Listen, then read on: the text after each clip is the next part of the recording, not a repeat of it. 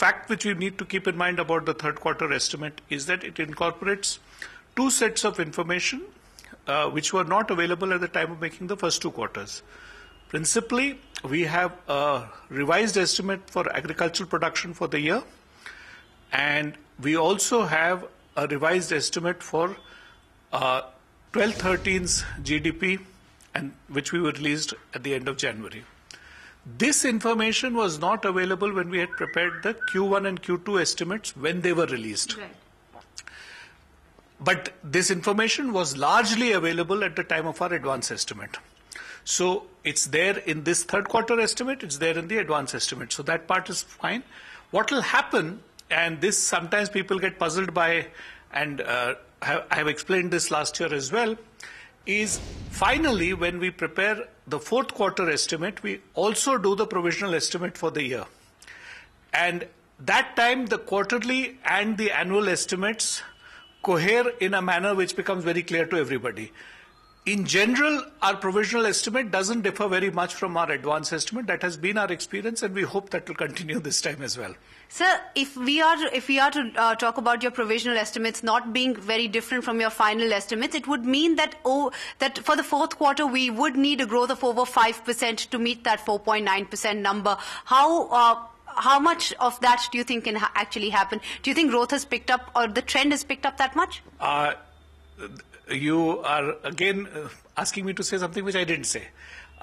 What I did say was that this is how it coheres together. What the required growth, implied growth rate is in the fourth quarter can only be understood if the fully revised first two quarters estimates were also available. Then you could see what the thing was. And I can't at the moment, because that has not yet been done, I cannot speculate on what that will be. But my sense is that whatever be the implied growth rate in the fourth quarter, it will be met. It may not, however, be as high as what you're suggesting. It may be less, it may be the same.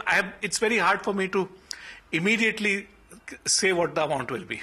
Okay, sir, talking about these numbers, there are certain sectors that have disappointed. Manufacturing that showed 1% growth in the last quarter has seen almost a degrowth of 2% in this quarter. There were some green shoots of recovery as far as manufacturing are concerned. That was supposedly a trend, but do you think that trend has been severely damaged, and this is actually the clear picture that is emerging right now? If you notice, what is the manufacturing growth rate reflecting? It's basically reflecting what is captured in the IIP over the last 3 months, which we released for October, November, and December. If you notice, when you had asked me at the time of the IIP, I had said that manufacturing continues to show a disappointing performance.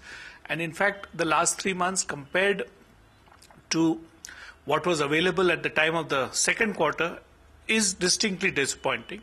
And I suspect that is principally the reason why the manufacturing sector has come in so poorly.